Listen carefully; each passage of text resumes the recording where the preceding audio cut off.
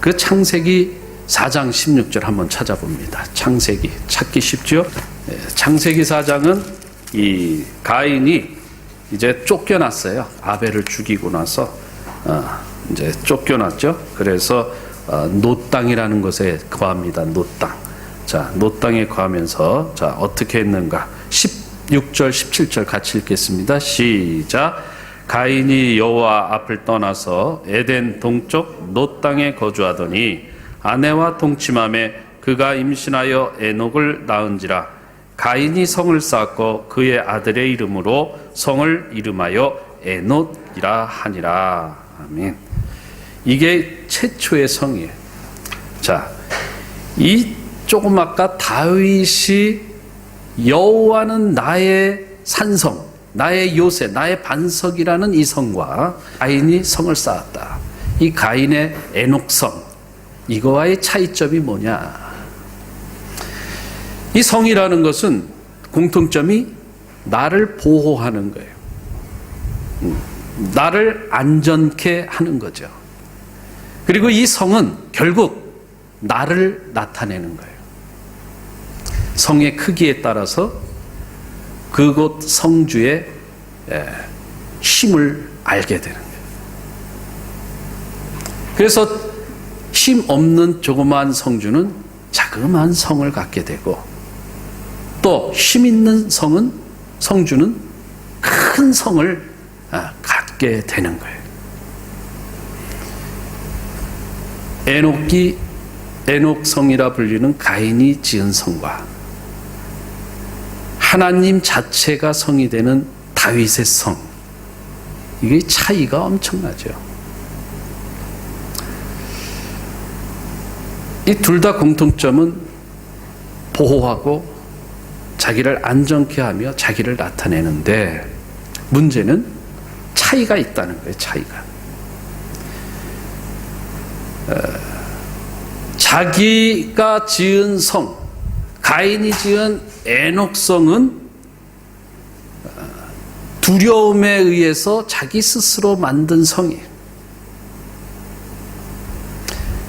내가 가인인 내가 아벨을 죽였어요.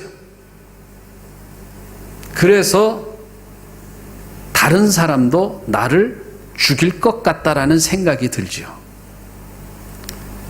아주 착하고 순진한 사람, 그저 따뜻한 보호 속에서 싫은 소리 안 듣고 잘 자란 그러한 사람은 세상이 다 좋게만 여겨져요. 그런데 학대받고 늘 억압당하면서 자란 사람은 늘 눈치 보고 늘 두려움에서 이 긴장된 삶을 사는 거예요. 이게 이제 차이인 거예요. 가인은 자기가 아벨을 죽임으로 인해서 사람 마음 다 똑같다 그러잖아요. 남들도 나를 죽일 것 같은 그 두려움이 생기는 거예요. 그래서 자기 스스로가 나를 보호하기 위해서, 나를 가둬놓기 위해서 그 성 안에 들어가 숨기 위해서 성을 지었다. 우리들도요, 자신도 모르게 자기가 스스로 성을 짓는다고요. 그래서 그 성 속에 나를 가둬놓고 내 생각, 내 마음대로만 살아갑니다. 그리고 남들에게는 결단코 내 성 안으로 못 들어오게 만들어요. 내 생각 안으로 못 들어옵니다. 내 마음 안으로 못 들어와요. 우리는 성을 유형의 성만 생각하는데, 실제적으로 더 중요한 것은 이 내면의 성이 중요한 거예요. 나의 내면의 성을 얼만큼 크게, 높게, 강하게 만들었느냐. 또 내 이 성 안에 있는 모든 것들을 누구와 함께 공유할 수 있는가. 이런 것들이 참 중요한데, 가인과 같은 삶을 살아가는 사람에게는 결단코 그 성을 보여줄 수가 없습니다. 공유할 수가 없어요. 아무도 못 들어와요. 단절시켜버리는 거예요. 스스로가 단절돼, 스스로가. 어리석음이죠. 예루살렘의 성이, 사실은 예루살렘이라는 땅은 가나안에 있는 땅이죠. 그래서 BC 3000년까지 이 여부스라는 이 족속이 살게 됩니다. BC 1000년까지 살았죠. 그런데 BC 1000년쯤에 다윗이 그 성을 함락시킵니다. 그리고 거기를 이제 다윗성이라고 말하죠. 그런데 이 성도 문제가 많았어요. 결국은 솔로몬 시대 때 활짝 피다가 우리가 잘 알듯이 하나님께서 그 성에 거하지 아니하시니까 그 성은 일순간에 다 폐허로 변했죠. 이후에 거기에는 유대교, 이슬람교, 카톨릭, 이 그리스도교, 이 세 종교가 같이 살아가게 되는데, 지금도 이슬람도 그렇고 기독교도 그렇고 유대인도 그렇고 이 예루살렘이 성지야, 성지. 그래서 때가 되면은 성지 순례를 위해서 이슬람도 가고 기독교인들도 가고 유대인들도 가는 것이 이 예루살렘이에요. 근데 이제 지금 1967년도에 이스라엘이 그걸 다 어쨌든 뺏어서 요르단이 동쪽을 차지하고 이스라엘이 서쪽을 차지했었던 것까지 다 합쳐서 1948년도에 그렇게 나눠집니다. 그러다가 1967년도에 이걸 다 뺏어버리는 거예요. 중동 제3차 전쟁을 통해서 다 몰아내버리고 지금은 이스라엘이 완전히 차지하고 있죠. 그러나 유엔은 그걸 인정하지 않아요. 자신들은 예루살렘을 자신의 수도라고 하지만 유엔에서는, 국제사회에서는 인정하지 않습니다. 자, 이러한 예루살렘 성,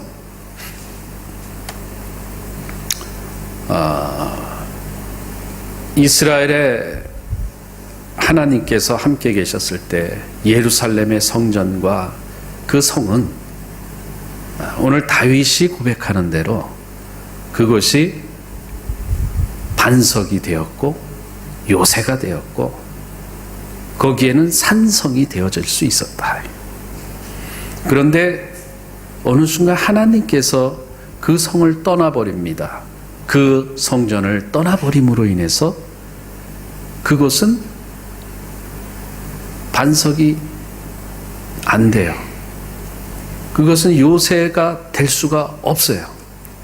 그것은 산성이 되어지지 않아서 결국은 망했다라는 거예요. 오늘 주인공, 본문에서 주인공 이 느헤미야가요 52일 만에 돌아와서 이 예루살렘 성벽을 완공시켜 버립니다. 52일. 엄청난 속도전이에요. 엄청난 고생이 있었습니다. 그런데 이 52일 동안에 이 성벽을 만드는 데 있어서 엄청난 시간과 노력이 있었다라는 거예요. 그냥 되어진 게 아닙니다. 오늘 말씀에 보니까는요, 오늘 본문에 다시 돌아가서 본문의 말씀을 보면은 이 성전이 누구에 의해서 지어졌다라고 얘기하고 있어요? 바로 하나님의 도우심 때문에 이 성전이 되어졌다 하는 거예요. 그럼 하나님이 도우시면 그냥 뭐 쉽게 그냥 지어지면 되는 거지, 뭘 하나님이 지어지는데 그렇게 힘들게 지어졌냐.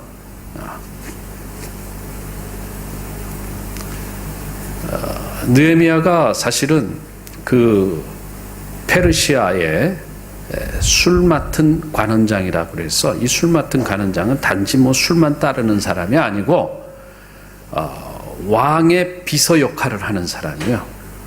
왕과 늘 대면할 수 있는 사람. 아주 높은 직책이에요. 이 높은 직책에 있던 느헤미야가 자신의 친척 하나니에게 예루살렘에 대한 소식을 전해 듣습니다. 예루살렘에 완전히 뭐 이건 다 파괴되고 무너지고 황폐하게 되어져 있어 특별히 막 성벽 같은 게 다 허물어져 갖고 늘 도적당하고 강도질 당하고 그래서 주민들이 살아가기 어려운 그러한 땅이 되었다. 이 소식을 듣고 너무나 힘들어합니다. 느헤미야는 사실 예루살렘에서 태어나지도 않았고 예루살렘에 가본 적은 없어요. 그는 바벨론에 끌려간 자신의 조상들에 의해서 거기서 태어난 사람이에요. 그래서 거기서 출세했어요. 그러니까 포로 2세대가 되니까 이제 정착이 되어지고 느헤미야는 개인의 능력도 있었겠지만 하나님의 특별한 도우심으로 왕과 함께하는 자리에까지 올라갔다. 그가 예루살렘의 소식을 들었어요. 그럼 우리 같으면 뭐 나도 잘 먹고 잘 살고 내가 편안한데 뭐 그거 갖고 그렇게 신경 쓸까 싶어요. 그런데 느헤미야는 예루살렘의 소식을 듣고 너무너무 가슴 아파합니다. 괴로워합니다. 근심합니다. 밥도 제대로 못 먹고 잠도 못 자니까 얼굴이 수척해졌어요. 왕이 보니까 느헤미야가 이 완전히 큰 걱정이 있는 것 같거든요. 왜 무슨 일이냐? 왕이 물을 때 느헤미야가 자신의 나라에 대해서 얘기합니다. 하나님께서 감동시켜줘서 이 왕에게 감동을 줘서 왕을 통해서 이 느헤미야를 이 예루살렘의 총독으로 부임시키면서 네가 그 근심이 그리 많으니 그래 가서 성벽을 건축해라. 그러면서 또 물질도 대주고 조서도 꾸며줘서 지역의 많은 사람들이 방해하지 못하도록 그렇게 합니다. 그 느헤미야가 그렇게까지 할 때에 참 여러 가지 어려움이 또 생겨요. 뭐냐? 이 느헤미야를 읽다 보면 아주 나쁜 놈이 나와요. 그 나쁜 놈이 누구냐? 바로 산발랏이라는 도비야라는 게셈이라는, 게셈이 잘못 발음하면은 세지면 좀 그래요. 게셈이 나옵니다. 이러한 사람들이 계속해서 느헤미야가 성벽을 건축하니까 못 짓게 만드는 거예요. 못하게 만드는 거예요. 왜요? 사실은 이 산발랏이라는 사람은 사마리아의 총독이에요. 총독. 사마리아 총독으로서 이 유대 땅에 유대인들이 들어서면서 유대가 번창하면 사마리아는 자동적으로 망하게 돼 있다 이거예요. 자기네들의 그 세가 꺾여지니 산발랏 입장에서는 유대 땅 예루살렘이 발전하면 안 돼요. 그러니까 거기는 황폐하게 놔둬야 되는 곳이에요. 이 예루살렘이 그 당시에는요, 사마리아와 밑으로는 아라비아, 또 옆으로는 암몬, 이런 여러 나라로 뺑 둘러서 쌓여서 그 안에 딱 갇혀져 있는데, 사실 이 예루살렘이 발전하게 되면 이 주변국들이 죽어요. 그게 역사적으로 살아나요. 왜요? 예루살렘의 부흥은 단순한 이 인간적인 문화의 발달, 제도의 발달, 정치의 발달, 군사의 발달이 아니고 그 예루살렘이라는 것은 하나님이 함께 하시는 곳이기 때문에 그래요. 그래서 먼저 우리가 에스라서를 볼 때에도 에스라서에서 성전 짓는 거를 엄청 방해하지 않습니까? 근데 이 성전만 져놓고 성벽을 안 지니 이제 이게 주변에 사람들이 살 수가 없는 거예요. 성전에 귀한 물건들 갖다 놨는데 그걸 다 도적질 당하기도 하는 거예요. 그러니 성벽을 져야죠. 그래서 이 느헤미야는 이 성벽을 짓는 일에 적극적으로 나서게 됩니다. 이 산발락이라는 사람, 도비야, 게셈, 뭐 이런 여러 사람들, 그 각 지역의 대표들과 그 협박 그리고 그 위협 속에서도 끝까지 신앙을 가지고 예루살렘 성벽을 건축해야 되겠다라는 그 믿음, 그 하나의 일관된 신앙을 가지고 나아갑니다. 결국은 52일 만에 성벽이 재건되어졌다. 그러한 위협과 협박 속에서, 방해 속에서도 지어질 수 있었던 것, 이건 철저하게 하나님께서 도와주셨다, 그 얘기입니다.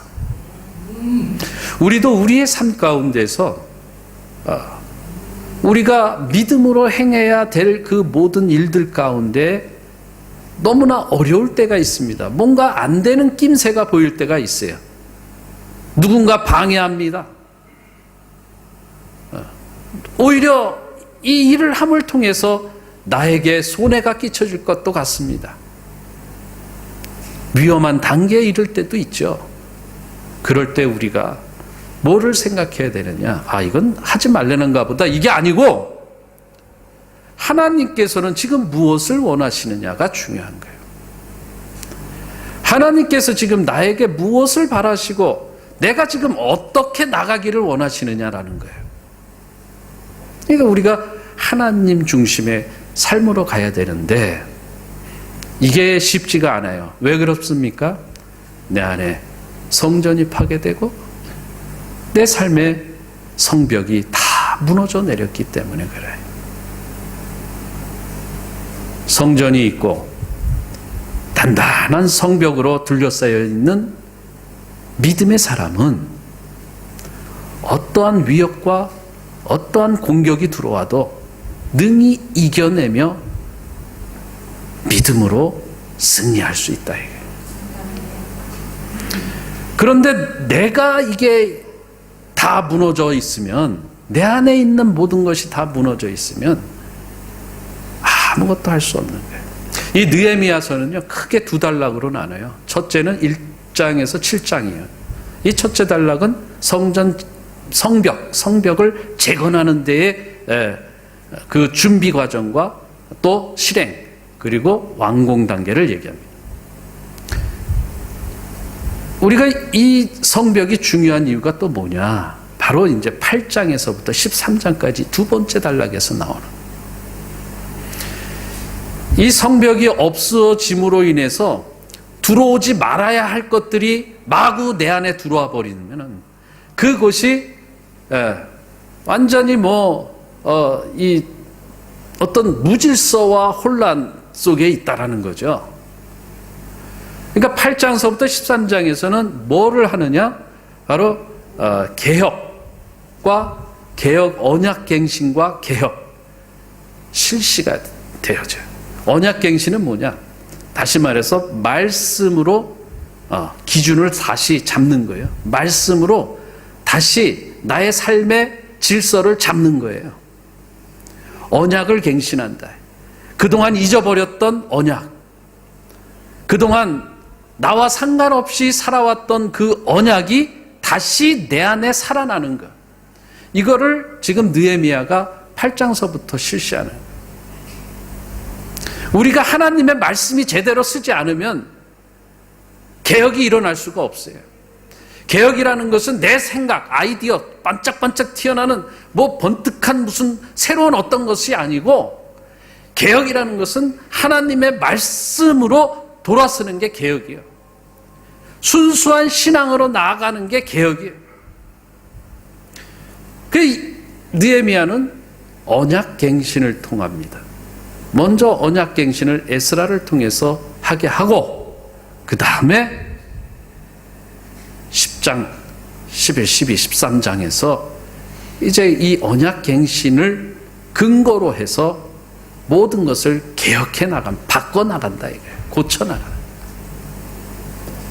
그동안 성벽 안으로 들어오지 말아야 할 것들을 다 다시 바깥에다 버려내는 거예요. 우리가 집을 멋있게 지었으면은 이 안에 있는 쓰레기 먼지는 다 갖다 버려야지, 이 쓰레기 먼지 속에서 같이 새 집에서 살랍니까? 새 집의 의미가 없죠. 성전이라는 게 그래요. 성벽이라는 게 그래요. 우리를 어떤 위험에서부터 지켜내기도 하지만 이미 무분별하게 무질서하게 들어왔던 이 안에 있던 것도 다 바깥으로 버려야 되는 거예요. 그게 올바른 좋은 성이요. 느헤미야는 이 느헤미야서 1장부터 13장까지 이 새로운 성벽을 건설하는데, 이 성벽을 건설하는 이유가 뭐냐? 바로 하나님의 나라로서 다시 부흥하기 위한 거예요. 그러니 그 주변에 있던 아라비아, 암논, 또 사마리아, 또 그 블레셋의 아스돗, 그 모든 지역이 이 예루살렘을 똘똘 둘러쌌지만 거기에서 강한 이스라엘, 하나님의 능력을 나타내는 이스라엘이 나타날까 봐 저들이 방해하고 있었다라는 거예요. 그것을 믿음으로 이겨냈다는 거예요. 그래서 이 느헤미야가 우리에게 참 의미 있는 말씀이에요. 일주일 동안 이 느헤미야서를 꼼꼼하게 읽고 묵상하시기 바랍니다.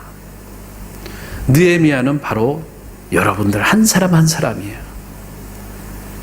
어떤 특별한 어떤 자가 느헤미야가 되는 것이 아니라 여러분 한 분 한 분이 느헤미야가 되어야겠다. 그래서 느헤미야의 그 신앙, 그 정신을 가지고 우리도 이 땅에서 살아가야 되는데, 특별히 이 성이라는 것은 오늘날 이제 교회를 의미해요. 교회. 이 교회는 하나님께서 지키시는 교회여야 되는 거예요. 교회가 사람이 지키는 교회가 되면 그 교회는 힘을 잃어버리게 돼 있어요. 그러한 교회는 망할 수밖에 없어요. 하나님이 지키시는 교회가 힘이 있는 교회가 되고, 하나님이 지키시는 교회 안에 있는 자들이 하나님의 그 힘에 의해서 능력을 갖고 이 땅에서 힘있게 살아갈 수 있는 거예요. 우리는 교회가 누가 있어야 돼요? 내가 있어야 돼요. 그러나 제일 중요한 것은 하나님께서 계셔야 된다. 이 교회를 만들기 위해서 우리가 무엇을 해야 되느냐? 느헤미야서 1장. 느헤미야서 1장. 이러한 교회, 이러한 성을 짓기 위해서는 다른 어떤 어려움도 있지만, 그래서 그것 때문에 싸우고 그것 때문에 또 우리가 여러 가지 지혜를 모아야 되는 가장 중요한 것이 있다 이거예요. 6절부터 우리가 한번 같이 읽겠습니다. 6절 시작. 이제 종이 주의 종들인 이스라엘 자손을 위하여 주야로 기도하오며 주는 이를 들으시며 눈을 여시사 종의 기도를 들으시옵소서. 나와 내가 거짓이 범죄하여 7절 시작. 주를 향하여 크게 악을 행하여 주께서 주의 종 모세에게 명하신 계명과 율례와 규례를 지키지 아니하였나이다. 아멘. 지금 느헤미야가 지금 뭐를 하고 있어요? 네? 기도하고 있대. 그 안에 근심과 걱정이 있었어요. 그는 52일 만에 성벽을 재건했어요. 그리고 그 이후에 언약을 갱신하고 또 개혁을 실행했습니다. 다 잘 됐어요. 그 시작이 어디에서 했느냐? 기도에서 시작했다. 기도하고 또 이스라엘 자손이 주께 범한 죄를 뭐 했다고요? 자복했다, 회개했다. 저와 여러분들이 오늘 이 느헤미야가 되고 이스라엘 백성이 되어져서 기도를 시작해야 돼요. 자복을 해야 돼요. 지금 느헤미야는 지극히 이 모세의 율법을 지금 가지고 회개를 합니다. 우리가 모세의 율법을 지키지 않았다 이게. 신의 산 언약을 지키지 않았다 그 얘기예요.